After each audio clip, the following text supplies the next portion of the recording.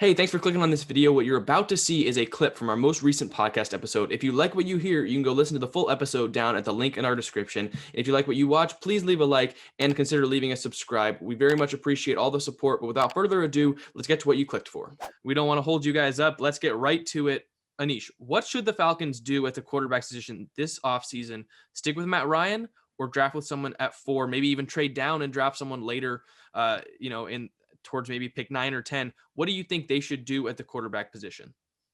So with the Atlanta Falcons, I think they've been stuck in, again, this mediocrity ever since the whole Super Bowl. And I said this, I think one of the first episodes that we ever did on this podcast, I said that Matt Ryan and Russell Wilson will not go back to a Super Bowl for their respective teams. Now, obviously, it wasn't like a bold take or anything. I just thought that because, mentalities and kind of, football's a lot of a mental game. And I think those Super Bowl losses, they just haven't really recovered. I haven't seen anything that tells me that, right? The Seahawks haven't been to the NFC Championship since, and neither have the Falcons. And, aside from that one playoff run right after, they've just been in, 7-9, 5-win territory. And I think this past season, the thing with Matt Ryan is he's going to, he throws a lot. I mean, he's led the league in NFL completions the last 2 years, and he led the league in attempts this year and was pretty close last year. So he throws it a lot. Which is why his stats are good. They're a little bit skewed. Again, he'll always go above 4,500 yards. He was my pick for passing leader this year. He'll throw his touchdowns. He won't throw that many interceptions, but it's not that he's bad or it's not that he's elite. It's just he's going to throw and he's going to, he's not a bad quarterback at all. But I just don't think he's the guy that can lift the Falcons to where, again, that they want to be. So at pick number 4, if we were to do a mock draft, and there will be some coming up by us, I actually would still have Justin Fields going at number 4 to Atlanta. And that doesn't mean that Matt Ryan has to go. So I think Justin Fields can maybe redshirt for a year and really learn under Arthur Smith and Matt Ryan, because you get the two sides. So Justin Fields definitely needs to work on his mechanics in the pocket, especially his poise, not always throw it when he's rolling out to the right. Jack and I both did videos on Justin Fields. We'll probably leave the link in the description so you guys can check them out. But there are just some plays where it's just, he's unbalanced and he loses his cool in the pocket. Matt Ryan is honestly the exact opposite. He's not a type of guy that's going to, do any kind of traverse or off script play like that. He'll get the job done. And I think Fields will really improve his pocket awareness and pocket presence under Arthur Smith and Matt Ryan. Arthur Smith did it with Ryan Tannehill even. So I think it would be a really good fit to invest in Justin Fields, but keep Matt Ryan. I think he has a couple years left on his deal, but he is still getting paid a very high annual salary. I think it's north of 34 mil. But another thing is with the Falcons, because I actually do believe in the Falcons next year for their future. I think they've got some pieces that, are coming in, coming out. But, Calvin Ridley, again, I doubted him coming into the year. I was like, a little bit of a fluke of his, I think it was a sophomore year in 2019. I thought he wasn't going to do that well.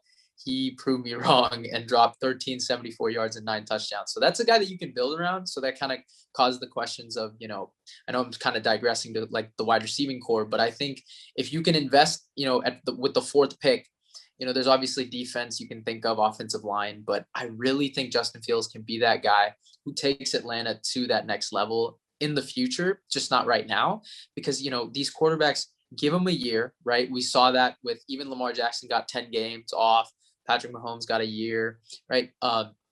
Justin Herbert was slated to be a redshirt guy, but, obviously kind of got set in the fire. So, give him a definitive role. Don't have this whole QB controversy. There really won't be that much with Matt Ryan. I think that's the way to go here.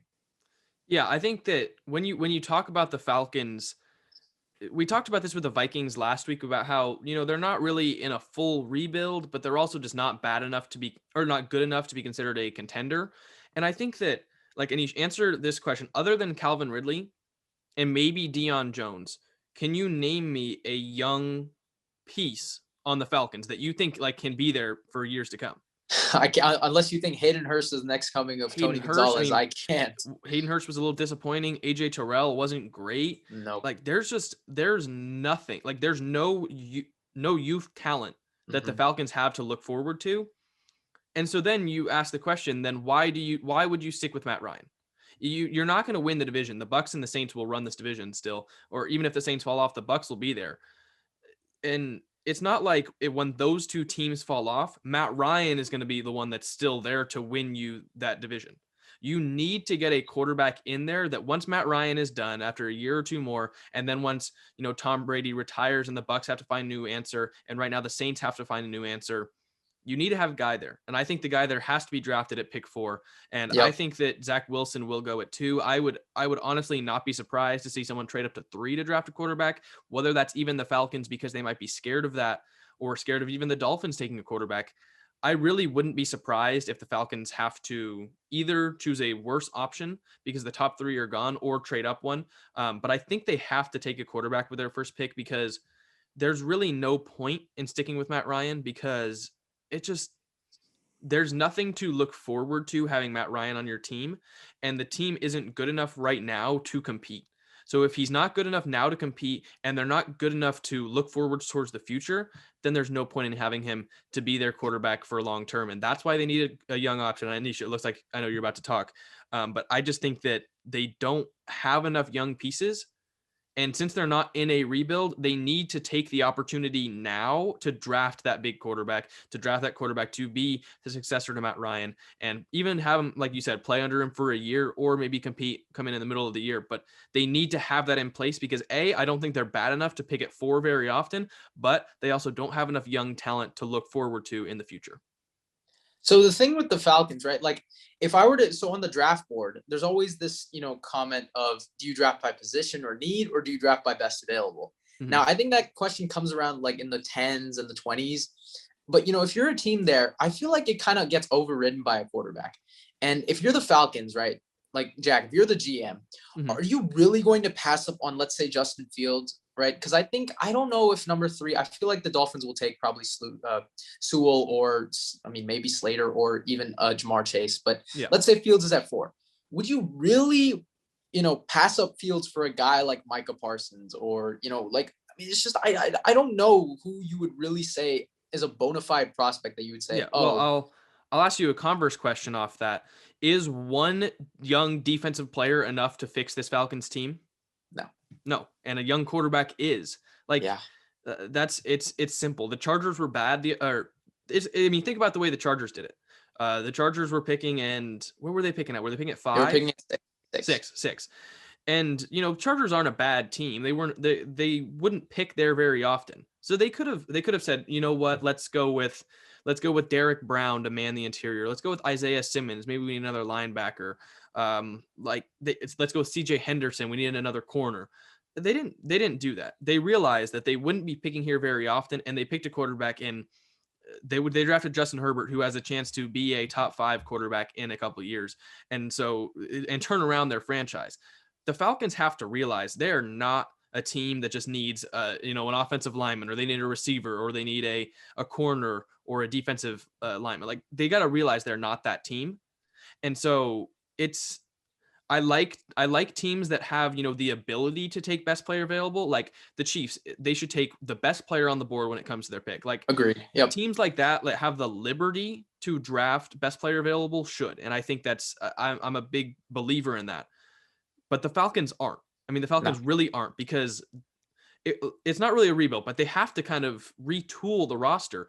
And you do that by getting the quarterback position in place first, and then you can go BPA. And they're just not that team right now. And so I think they would need a quarterback, because they're not at a liberty to pick BPA, but also because they're not going to get this opportunity very often. Like, agreed, yeah.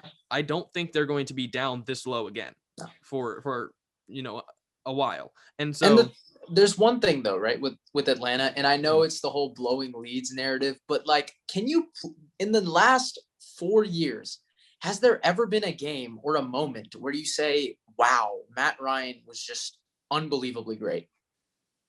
No, and that's not a knock, right? That's not, again, this is the same thing with kind of Kirk Cousins. Again, that's why you put Matt Ryan and Kirk Cousins in that tier 2, 2A type of, top 12 to 15 quarterback tier, right? It's not that they're bad. It's not that they're insanely elite, but there just hasn't been a moment where I say, okay, Matt Ryan is going to take this Falcons team to back where they needed to be. Because keep in mind, we are 4 years removed from that Super Bowl run.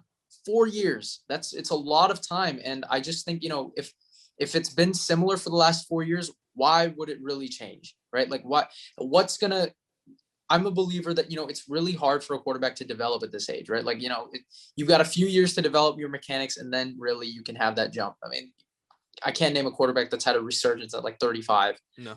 So, I think Fields would be the way to go here. Again, Atlanta, he was born and raised there. He's got a cultural tie there. Mm-hmm. I think it would be great for the city, to have a homegrown talent lead them.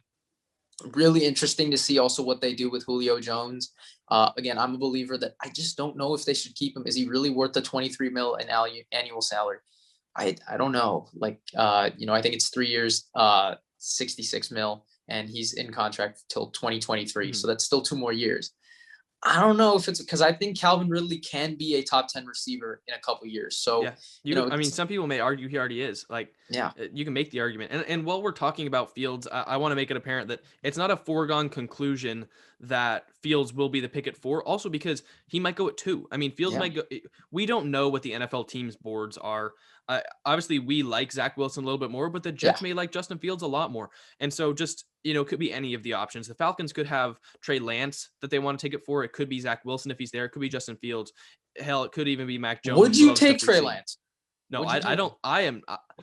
So the way I did a Trey Lance scouting report, and what I found was that I think it'll really take the right offense to make Trey Lance good. I think this might seem a little bit rash, but if Lamar Jackson was taken by a lot of other different teams, I think he would have very easily been a bust. Like, I like Lamar. I think he's great, but I think that the situation he came into, both with the players around him, the coaches, and also the offense that they built around him, that's what allowed him to succeed. You saw the way he was in his rookie year when the offense was not built for him. They went 6-1 though. I mean, like, he did go the 6-1. system he was in.